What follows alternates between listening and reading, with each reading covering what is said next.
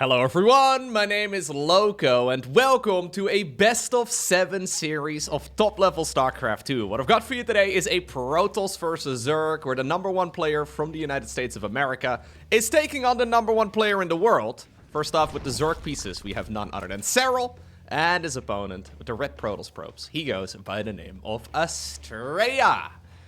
Astrea going up against Serral in a best of 7. This was recently played during the Masters Coliseum. I haven't seen the games yet, but I'm very excited to find out exactly what ended up going down. So in general, this matchup seems to be a little different these days. A lot of Protoss players like to play this matchup a little bit more passively, or at the very least they open up with some aggression, and then generally they pile on some more pressure too with Stalkers and all that, but usually after that point, Protoss likes to play the game a little bit more passively, and it seems to work really well against practically everybody, except Serral. Serral, once more, is making Zerg look pretty overpowered. It's a bit of a weird issue that he tends to run into. He just, figures out how to approach the game once more, even after a set of changes. Everybody else still seems to be struggling, but Serral is doing just fine.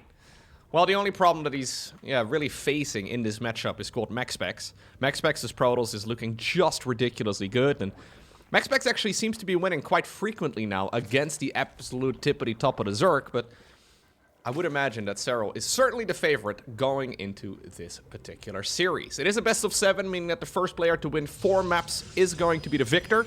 That does generally mean that you can't get away with as much cheese as easily. It is fully expected that we're gonna see some aggression and some game variety. You can't really be playing a long game every single time. It's just not the smart way to approach this, but there's also generally very little chance for a player to just cheese a bunch of times and obtain the victory. That actually apparently is the case with some other esports out there, where for like early rounds in tournaments, apparently it's quite common to play a best of 1. And if you play a best of 1 in StarCraft, I mean, you can get a very easy win. And maybe you don't even really have to show 98% of your skill. You could always, I think you have a pretty good shot, right? Like say you're a Gold League player and you're playing a best of 1 against Serral. Now the odds of you winning are basically 0, but if you make like a pylon over here and you build 4 gateways around it and you just sort of rally zealots into the opponent's main base and Serral happened to go hedge first, the odds of you winning, I don't think it's terrible. The problem is with a best of 7, the amount of RNG, right, the amount of randomness in a series tends to go down a lot, and usually it's the better player who obtains the victory in a set like this. Well, so far everything's very normal. It's going to be a Stargate opener for Astrea. Not surprising whatsoever. The norm is to go usually triple Oracle, sometimes dual Oracle, sometimes a Void Ray into Oracle, sometimes Oracle into Void Ray.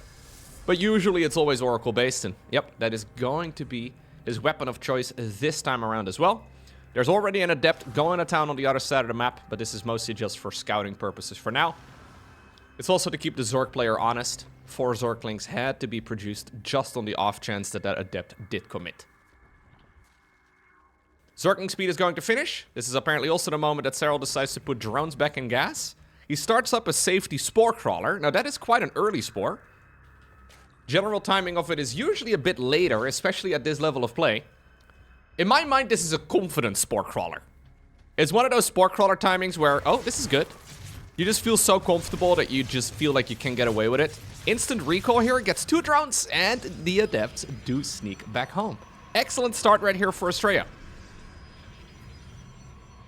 He's gonna try and take that 3rd Nexus here. It's already built, but you do have to keep it around for a little bit longer as well. Serral did panic and make a couple additional Zerglings. Well, not really a panic. He made 10 lings here in total, which is nothing all too crazy. Getting a Creep Tumor would be nice. Okay, gets it.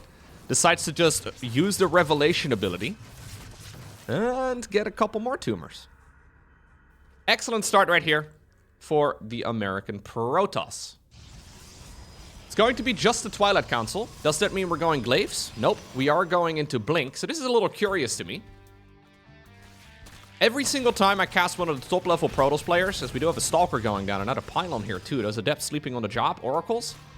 Yeah, we have to make sure that those units are back home in time, but lately, Serral puts down a quick Baneling Nest. Lately, whenever we see a single Twilight Council like this, without a Forge right next to it, and when it gets chronoed like that, I believe Serral's looking into this, and he assumes that this is going to be some sort of glaives. If you see Hero play a Blink Stalker build or max specs, they pretty much always put down a Forge. Now, there is a Forge coming up. It's just a little bit later. Things are a little bit out of tune as far as that goes. Serral did not quite see the Forge with that Overlord. Does actually keep the Overlord alive, interestingly enough. Stasis Ward gets set off, and this is all fine. Yeah. The Baneling Nest is by no means a terrible choice. Generally, though, we see Zerg players favoring a couple of Roaches at this stage in the game, so Serral's thinking about skipping it, it seems. Usually when you go straight Baneling Nest, you go +1 melee, and then into a Hydra Den. So you can play Hydraling Bane eventually. Baneling Nest obviously still a viable choice against most all-ins. Okay, Serral decided to go +1 missile there for a second, but then followed it up with melee instead. Did he make a mistake? Serral washed up, confirmed? Either that, it could be him being, but maybe he's just faking that he's actually a human. You know, humans are known to be mistakes, and I think maybe Serral's programming has now learned that humans sometimes tap the wrong hotkey. So, yeah, he decided to go missile for a second just to let everybody believe that he's still a real person. Yeah. If Serral's a real person, then Pinocchio is as well. Honestly, the overlap between Pinocchio and... Oh, anyways, let's see. High ground in a little bit of trouble. Serral trying to set off a few more of those stasis wards. The one, though, that he was looking for was a little bit further back. Robo facility right now on the back of this together with charge. This is all very, very stock standard. So I like this actually from Astrea. So going into a series like this, it's easy to be intimidated. But he is just playing straight up StarCraft, and he's doing a good job. Obviously, he's a very experienced player. Astrea has been around for years at this point. Banelings! Okay. Not the fastest reaction speed, but good enough. And he decides to just get out of there. Ooh, okay. Defend the base, no matter the cost, and Astrea will be able to continue onwards. He's now also going into the good old Templar archives. Overseer flies in, though, and scouts everything that's going on. This is one of the characteristic plays in Serral's... Oh, little Probius is stuck! Oh, no. Poor guy. Anyway, Serral always does this. Serral's extremely diligent with scouting. Nexus goes up. There's already a Zergling running in. We take this for granted, but it is something that Serral does time and time again, better than any of the other top-level Zergs. His scouting really is on point. The fact that he runs the Zergling there, as the Nexus is supposed to be building, right? Like, the timings are all extremely smooth. It's very easy to make that as a slip-up, so he's got a deep understanding of exactly what Protoss is trying to get done here, and that means that he can also counter whatever... well, is happening here. He wanted to go +2 melee, decided to skip it and go into +1 missile instead. Looks to me like we're just gonna try and do a Hydraling Bane push. This is very committed, though, because there's no Lurker Den, there's no Infestation Pit, no Hive, none of that. I think we're probably gonna morph in even more Banelings and just go for an attack. Yep, that's the plan. Ranged upgrade is already done for the Hydralisks. Speed is coming up. 15 seconds or so away now. There are a bunch of Banelings as well on the left side, so Serral is going to try and see if he can collapse on top of this Protoss player at a couple of different locations all at the same time. Zealot run-by is heading across the map. It looks like a few of the Banelings did get caught there. Zealots, though, are going to commit. Banelings going in around the back. They want to try and get the High Templar. In the meantime, the one's heading on over towards the third base. No reaction there yet from Astrea. And while he seems to be doing reasonably well here at the front...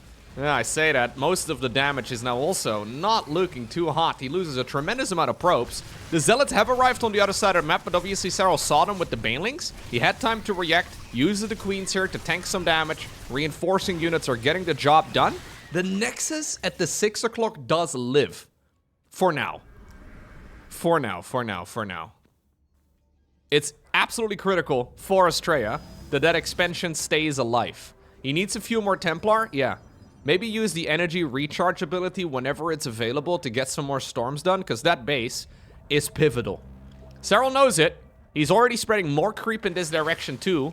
Now on the next wave of his attack, he's gonna get the +1 missile done as well, it seems. Although maybe he's going to commit before that point. He doesn't want to let the Protoss player accumulate too much energy on those Templar. But there are certainly a couple storms available. A little preemptive on that one. Astrea got to be careful with using up the energy. Banelings and Zerglings now, though, are running on over here. And that Nexus is absolute toast. Not going to stay alive for much longer. Storm there dealing a bit of friendly fire, but at the very least, the Banes are gonna get denied over there. Zealots, in the meantime, get cleaned up over on the high ground, and Serral gets the job done. Question is, though, at what cost? Because Serral's basically just rinsing and repeating. No Hive. Usually, every Zerg build order under the sun is all about rushing up towards Hive. Serral is sticking around on Lair Tech, and in the meantime, Astrea has found the money to go into the +3 missile research. Something that Serral is not going to be able to do anytime soon. If there is a world where Astrea can, I don't know, get a mothership out here, that would be incredibly good. Because this is not a spot where Serral can get, well, really any sort of solid counter against any proper, like, you know, Sky Tools units here. Prism still going around, trying to get some work done. 6 Templar with Storm. Yeah, Astrea needs to be careful. Once more, we have Zerg trying to come in from a couple different angles. And it looks like once more the base over at the 3rd is indeed in some trouble. Banelings are starting to roll into the Templar, although they are okay for now. Nice little blinky here after the Hydras. 11 probes full. Not the cleanest defense there on the mineral line, but all of this is quite acceptable for Astrea. Serral has decided that it is time to go up towards a Hive. Infestation Pit coming up.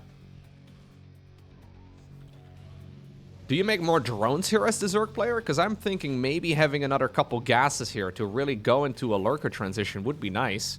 Serral is going to try and see if he can hit his head against a rock once more, and he may just have barely enough. Thick Skull is going to be able to break the Nexus a second time over. 7 probes also fall as the cherry on top.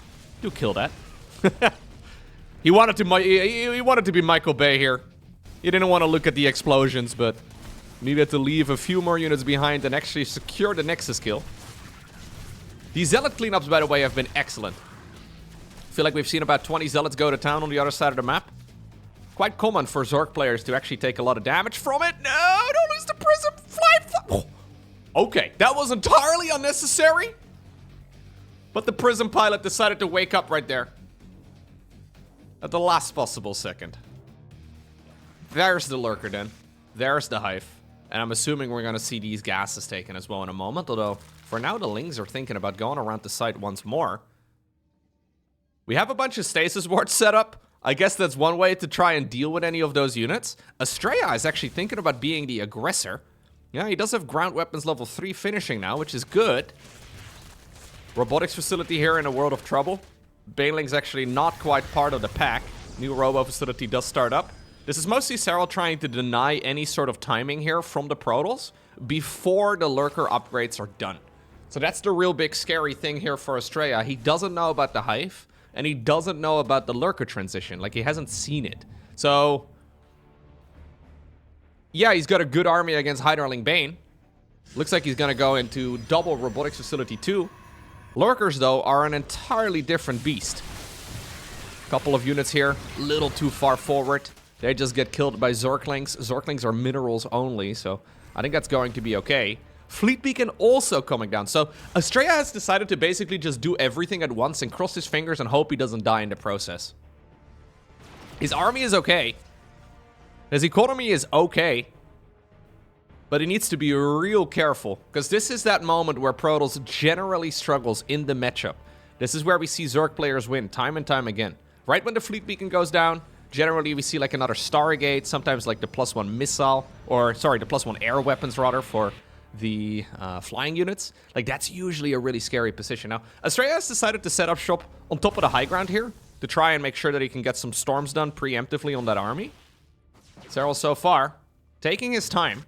Going into Adrenal Glands, +2 melee. This is Seismic Spines, that's the ranged upgrade. We have the Hydralisk improvement too, that gives them the little lunge ability. Allows them to run forward a little bit quicker. Spire coming up. Okay, so we're actually setting up for a proper late game here. Yeah. I really thought Serral wanted to get this game over with quicker. And I do think he got some good damage done, but apparently he's not confident that he can actually just run the lurkers forward and obtain the victory. I think he probably can. But, I mean, now maybe that ship has already sailed. Nice push over here, actually, by Astrea, though. Yep, coming in from the other side. We do have a full bait, because the entirety of the Protoss army is used to kill, like, 6 lurkers. The majority of them escape, and now the base at the bottom is in a world of trouble. We do have a recall over here, but where are the High Templar? If the Banelings can actually get on top of the High Templar... Ah, that was not it, Astrea. I mean, it was only a part of his army, but that was so risky. When you have Banelings right around the Nexus and you recall your units, you can't really control where those units are going to appear when the recall completes. So really what you're doing is you're crossing your fingers and you're hoping for the best. Serral now actually decides to go full anti-ground. So it's going to be Lurker together with Brute Lords. Generally, I don't love that unit comp. But when Protoss doesn't have a ton of eco, I don't hate it. Astrea should definitely go for a mothership now. He probably should have done that a minute ago. Yeah, he wants to get a 5th Nexus up, but he doesn't have the troops now. No cancel! Oh, and those are the types of mistakes that can cost you dearly very quickly. Astrea going in for a counterattack now, but keep in mind that recall is on cooldown. This army over here, though, is also one that Serral seems to be able to take on.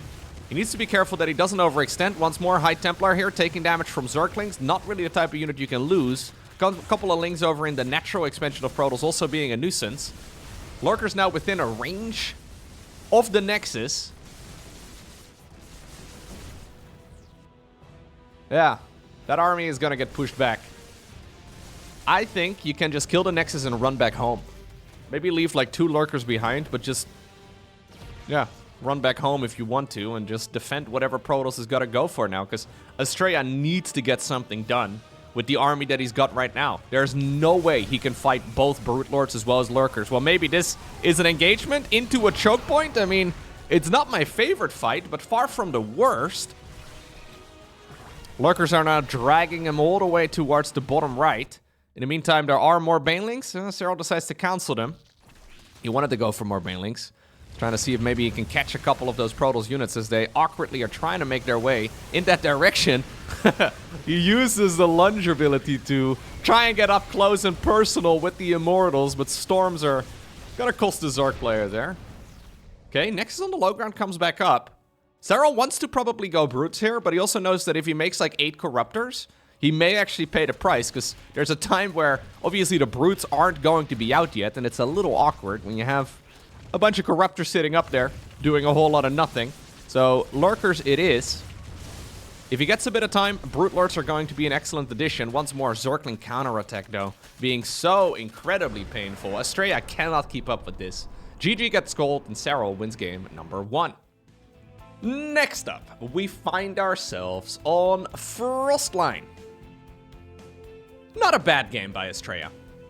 I actually liked the first 6, 7, maybe 8 minutes or so. I think it was actually slightly ahead. But then Serral decided to, start being the aggressor. And I think the first Baneling roll-by was okay. The second one, though, became a bit too much. Honestly, the first one was already not quite okay, right? But that's something you can come back from. But when you lose multiple mineral lines to Banelings, and then you also lose a bunch of High Templar to Zerglings, and an Archon to Zerglings, and the Zealot run-bys achieve nothing, and you almost lose like, there's a lot of small refinements that would make a very significant difference, but the biggest ones certainly are losing that mineral line, right? Twice. Like, losing all of those probes is just not something you can really do against the likes of Serral. So let's see what we do differently this time around. It looks like we've gone for... okay, an Adept into a Stalker, and then into a Sentry as well. We're doing the one of each unit build. I'm a big fan of the one of each unit build. And the reason for it is that Astrea decided to open up a Robo. This is by far the least common build for Protoss. So when the Cybercore finishes, you can go Twilight Council, you can go Stargate, or you can go Robo Facility. 9 out of 10 games, actually, more like 98 out of 100 games, do we see a Stargate, or I guess every once in a while a Twilight Council. Robo Facility is very weird. Hallucinated Oracle. Okay. I kind of love this. Astrea does do some wild and wacky things sometimes, but he is faking. He's faking a Stargate build. Serral does have an Overlord, though. But he's not committing. Serral's not committing because he's seen the hallucinated Oracle. I like that the sentry hit over here, used the hallucination energy, and then went into the main base with the Oracle to fly it across the map. It's actually a prism build. This is a mind game and a half right here from Astrea. I just don't know if it's going to be that great. Adepts actually have to be unloaded again, just to keep this alive. Serral obviously anticipating that this would be, okay, now he sees it, that this would be some sort of like third Nexus build. General timing for a third Nexus with an Oracle is about 350.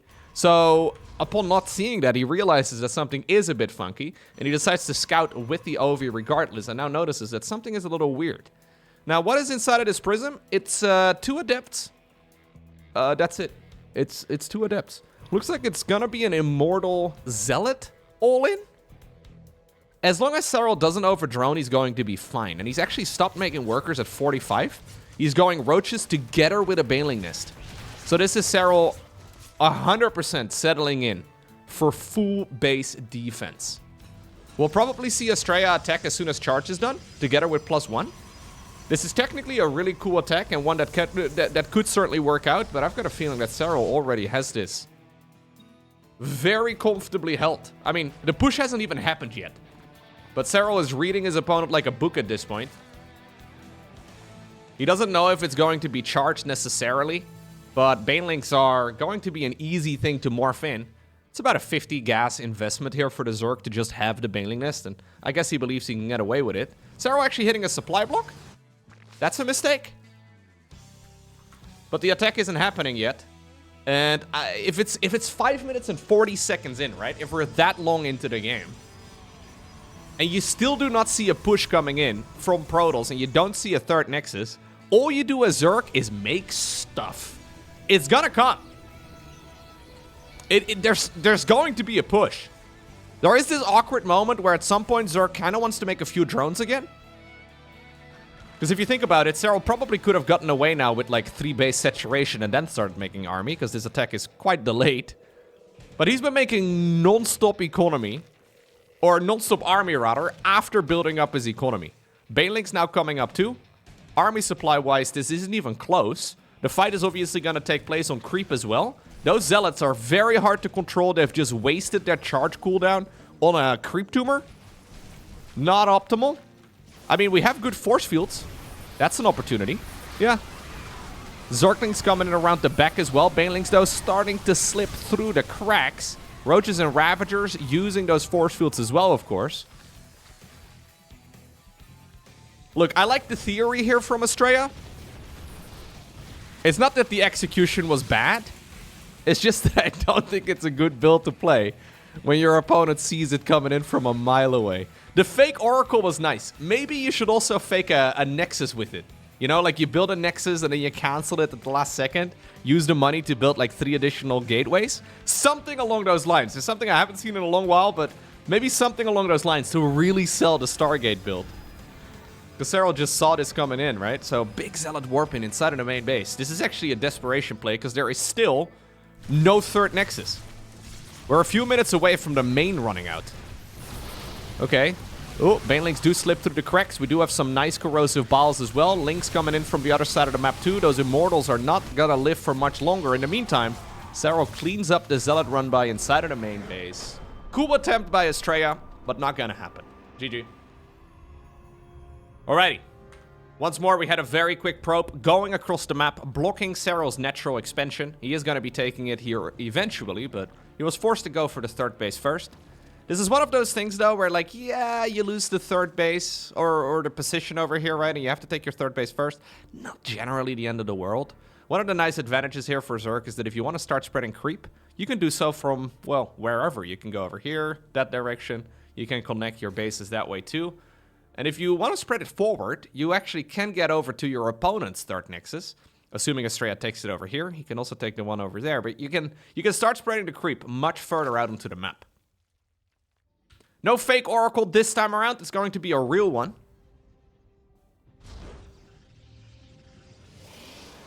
I think real Oracles generally deal more damage than fake Oracles. Sometimes, though, mental damage is all you're really looking for.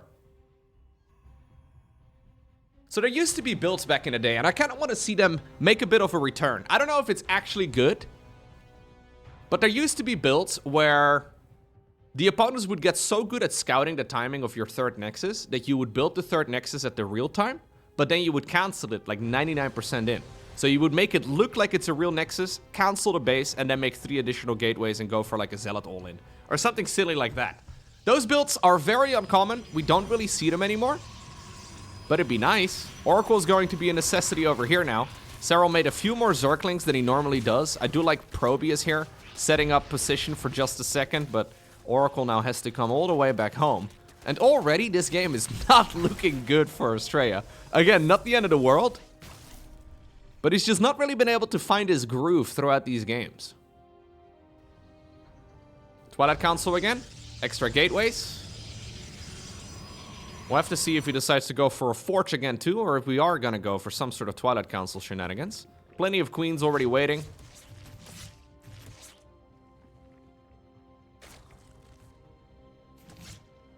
Queens running on over in this direction.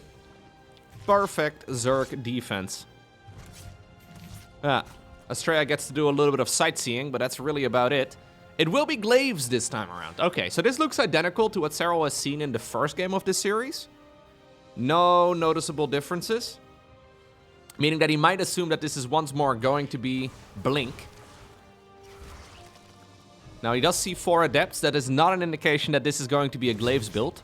Very common for 2 Oracles, 3 Oracles to be accompanied with 4 to 5 Adepts. Now, it's also a little weird, though. Ha ha ha! Psych! Ha ha! Got him! That's the slowest reaction speed I've ever seen Serral have. Anyway. There's this weird moment where if you open up Adepts, right, you want to go for an Adept all-in, you really don't want to lose the the Adepts that you send out at this point in the game, right? You wouldn't want to save them up and then suddenly hit your opponent in the face. You also want to be hiding any additional Adept Warpins, though, and that's going to be over here. So Serral has only seen a handful. Apparently now we go for a round of additional ones, and well, he will scout that this is indeed going to be additional Adepts, and that's going to give Serral all the information again that he needs. Roach is coming up. Queens are heading to the front.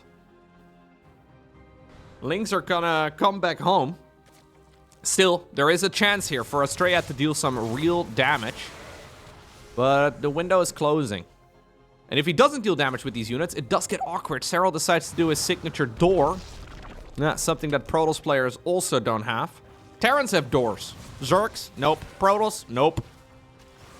Gotta make a wall off instead. 3 drones end up going down. Yeah. I don't love it. If I'm honest with you, I think...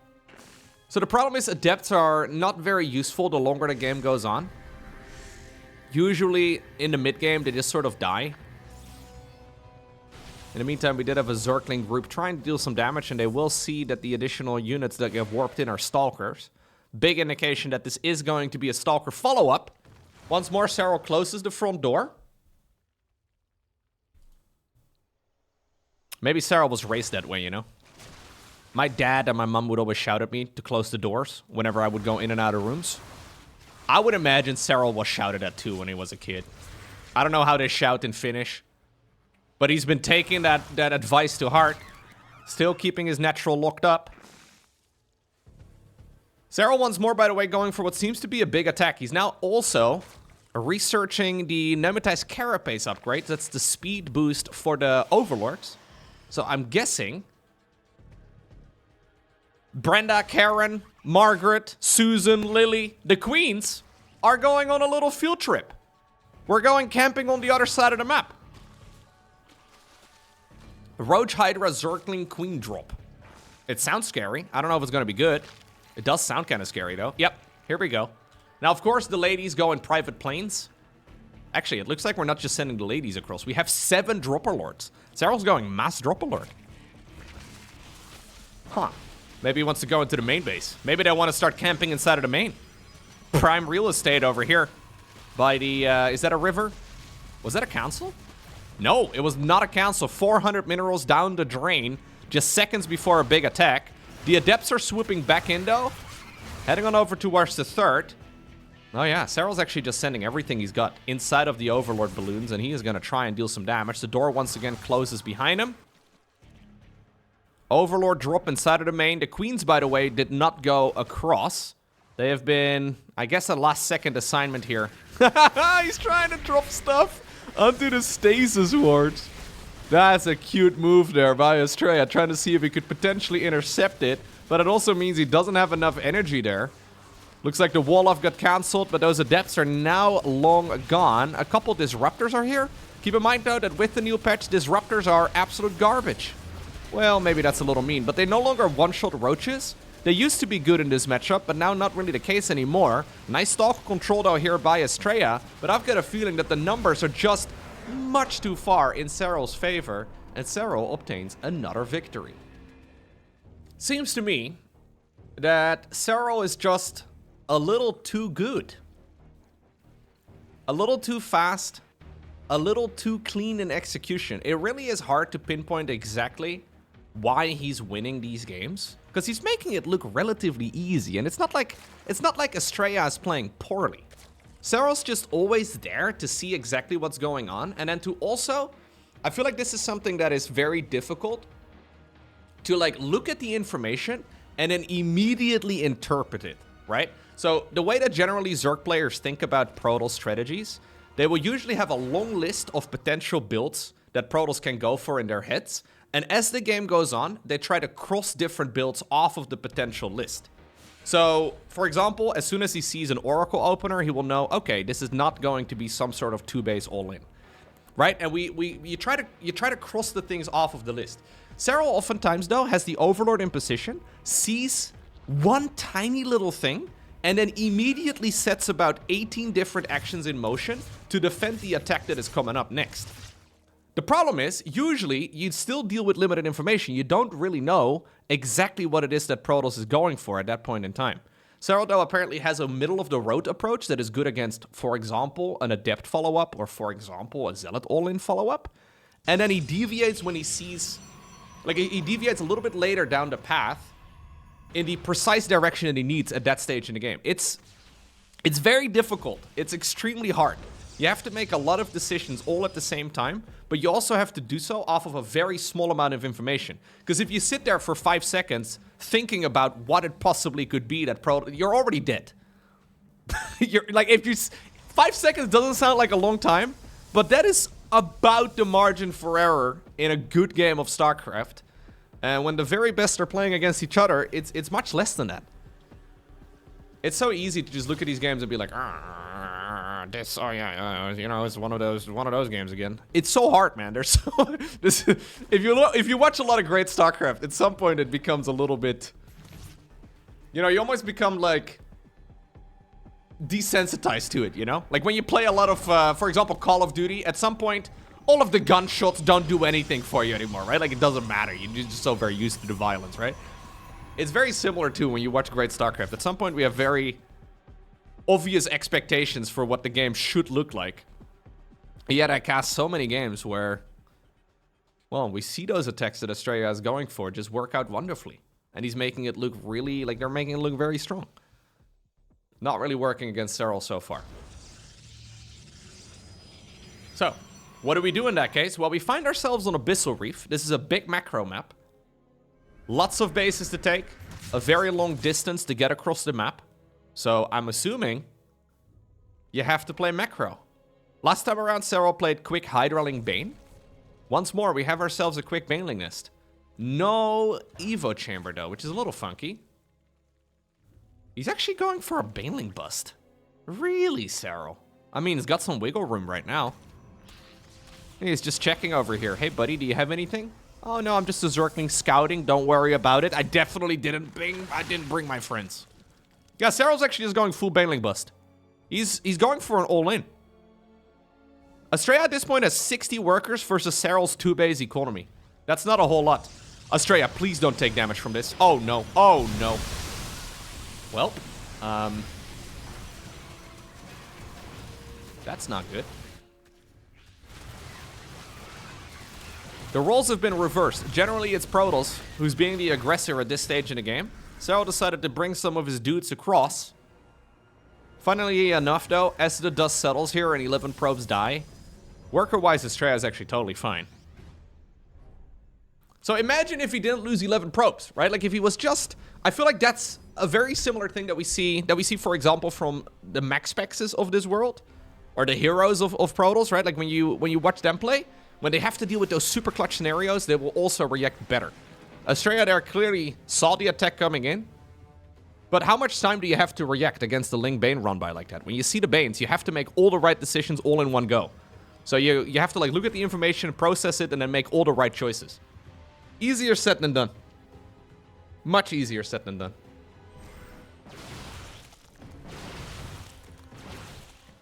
Well, it's going to be a Templar Archives, and Astrea is just going to have to continue playing from this position.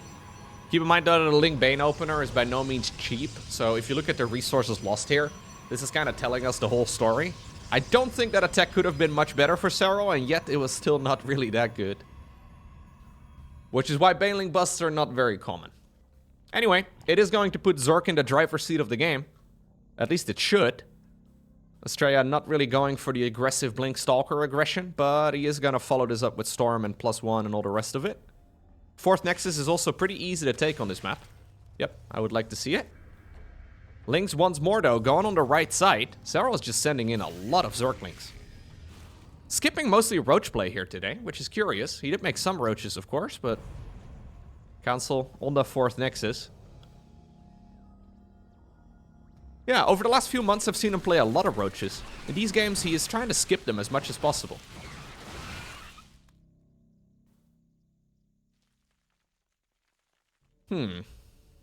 Okay. Looks like there was another Baneling here, being annoying. Stormy boys, though, are coming in. And obviously they're a fantastic weapon against Hydraling Bane in particular. Very low HP unit composition, although this could be really costly. Astrea did decide to go across the map. Loses a bunch of troops here. Maybe the Stasis Ward can, yeah, save this. Maybe just blink after this, man, or behind the rocks here. No, he decides to pick off a few more Hydras before ultimately going home, but this is feeling kind of risky. He needs high ground vision over here to be able to escape with the Stalkers. Serral's once more ready to lay down the hammer. He's actually playing very aggressively for his sake. Yeah.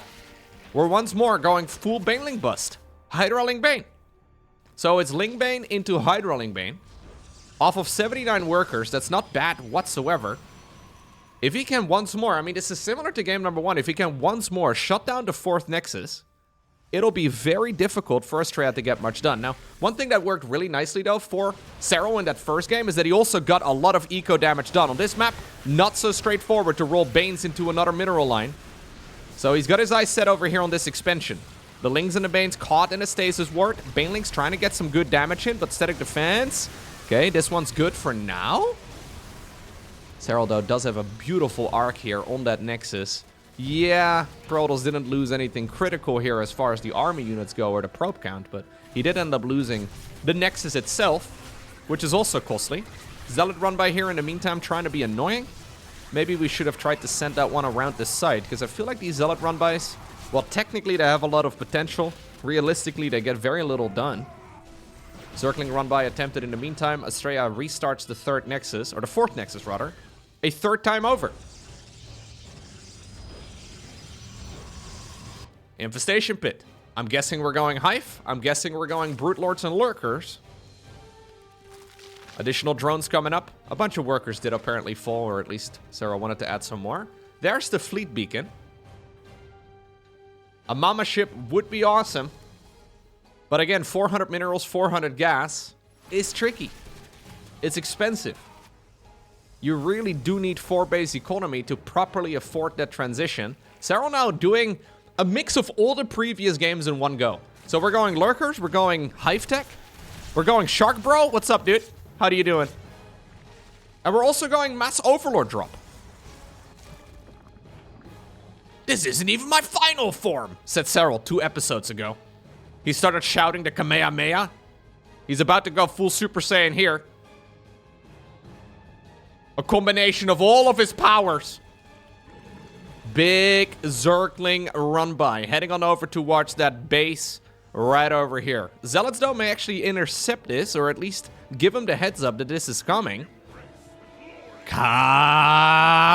Serral's screaming right now. Oh, no. Little awkward. Little awkward. Bunch of stalkers over here. Well, he just decided to just unload. In the meantime, there's also a big fight happening over here. Astrea on top of it, though. Good storms. Okay. Little overly ambitious here by Serral. He forgot researching Burrow. Should have definitely had that. Okay. Big skill check right there by Serral. It's almost like Serral's looking at these previous games. He's like, yo, bro. You're not even... Really? Let me just cover you under a pile of damage. Let me try and see if I can just smother you with aggression. See how it goes. Well, so far, Astrea is actually playing quite well here. Zergling's coming back in for more. 29 probes is too much. 29 probes throughout all of this is a little bit more than you want to lose. Still, Astrea is going to be able to max out. Plus, the mothership is coming up right now. Serral going into a lurker transition now together with the Spire once more. Adrenal glands coming up, +2 missile coming up. Lurkers from the low ground. I believe that was Serral's band name back in high school. They have a lot of bands in Finland, right? Lurkers from the low ground. I would listen. Anyway. Again, Astrea actually covering his bases nicely. The storms have been good, the defense have been good, but he needs to get this base up and running again soon. It's mostly High Templar here, though. I think we need a couple more units. Loses a bunch of Templar. Fight over here, though, for Zerg. Okay, he needs to disengage there. Link's going around, finishes off whatever he can. Sees that the probes are still not mining. One cheeky little overseer on the high ground, but he decides to just deflect all of this. Where's Mama? There she is. She's looking good. Next is on the low ground. Astrea wants to go into a 5th. Lurker once more, together with his overseer buddy. So relentless. Mama! Mama, where you going? Oh no. Is Mama getting old and senile, or is she trying to play the game where she recalls the entire army? Mama! Oh, jeez. Mama went out for a walk. Well, we may have to put her in the closed section, because, like the locked up part, because that was not... In the meantime, the rest of the army trying their very best. Oh, the High Templar running so low. Serral's starting to run circles again around Astrea. Now the base over here is once more in some trouble. These are Adrenal Gland Zerglings, and they hit like absolute trucks. Still, though, they only have +1 melee. Not quite enough damage output to very quickly snipe the Nexus and get out of there. Mama, no! Stop!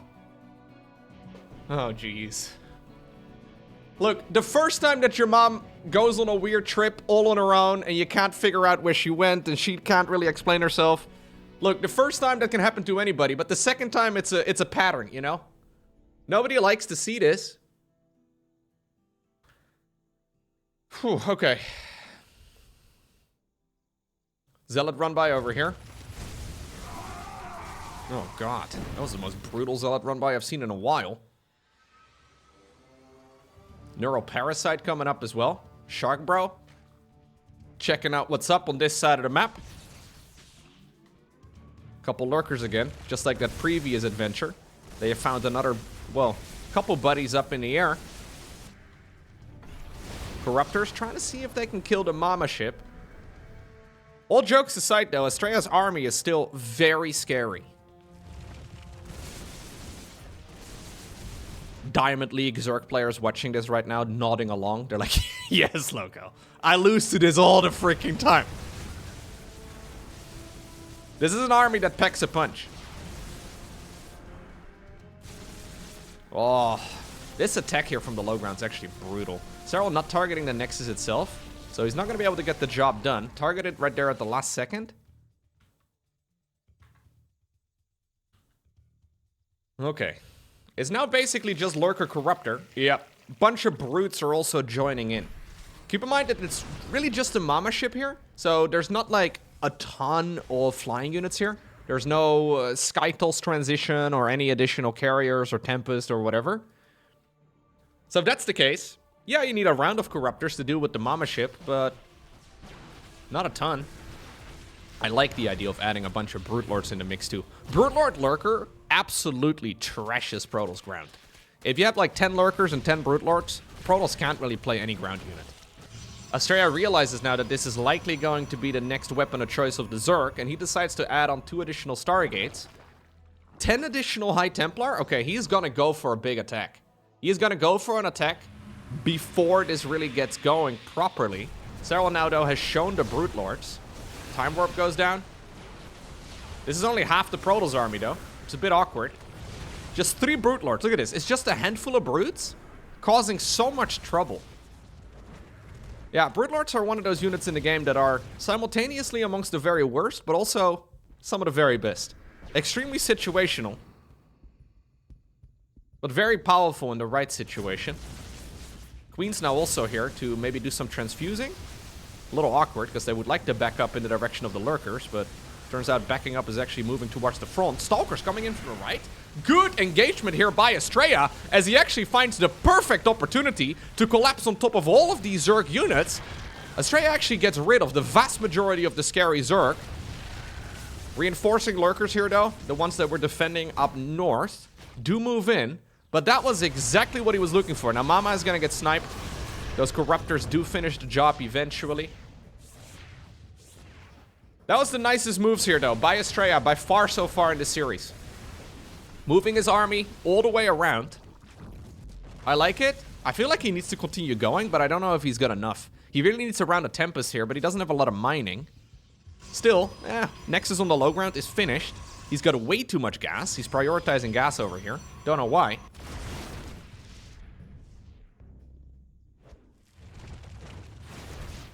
Couple Brutes, man. Just a few Brute Lords. Just causing so much havoc. Serral once more moving around the map. Should we have a look at some first-person view? This is Serral's point of view as he's playing the game.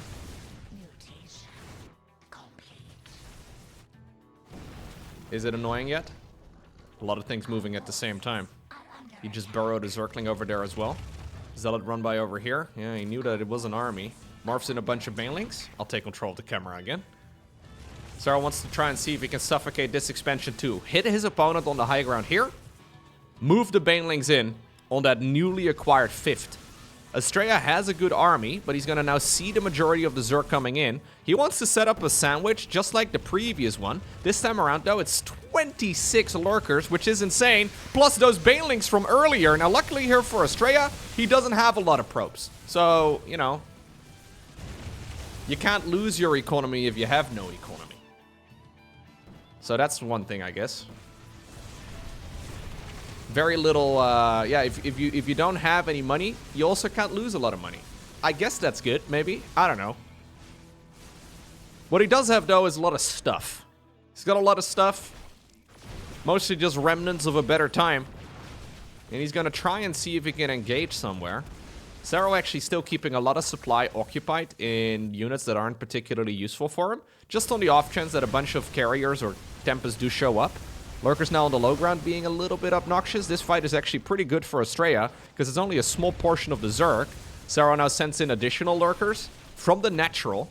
Army of the Protoss moves back up towards the high ground. Lurkers over here also occupying a nice little section, and just a handful of Brute Lords here actually tearing apart the rest of those bases. That is now forcing Astrea into an all-in. Astrea doesn't really have any mining here anymore. He's pretty much broke. Serral doesn't have a ton of money either, though. And at this point, Astrea actually grabs the supply lead. Infestor's coming up. Keep in mind, they did research Neural Parasite. He also should have the energy improvement for them. He doesn't. Wait, that upgrade no longer exists, Lowko. Pathogen Glands. God, I'm old. Anyway, Fort Texas is going to restart for what seems to be the 6th time. 7th time? 8th time? We've seen this Nexus time and time again. That was a sketchy moment, though, for the Zerg. A very sketchy moment. Astrea takes the walk of shame all the way back home. I don't know if he should have. But yeah, there's a handful of brutes back up in the air. And they're having a tough time. Astrea decides that he needs more economy, but I don't know if he's got a lot of time for it. I say that. Zerg also isn't rich.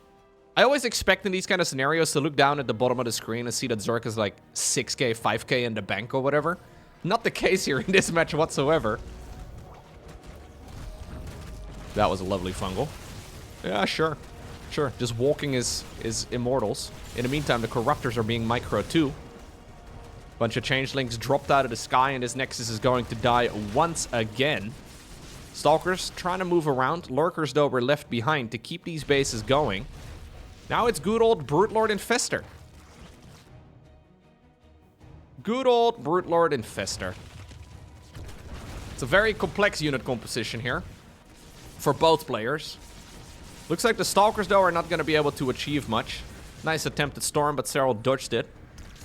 Fight over here at the front. So we have Revelations coming out of the Oracle. And then the Tempest can use their maximum range to shoot away at this army.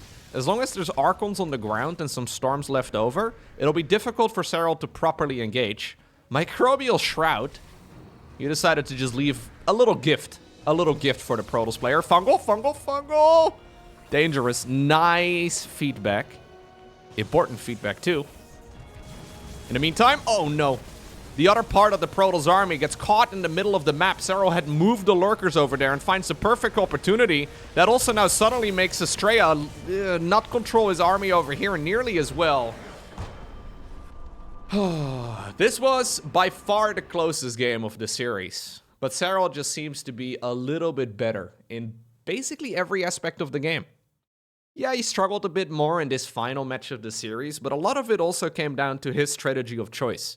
Playing full Ling Bane into Ling Bane Hydra and just full aggression early on really set the tone for everything, right? And his economy was never that big.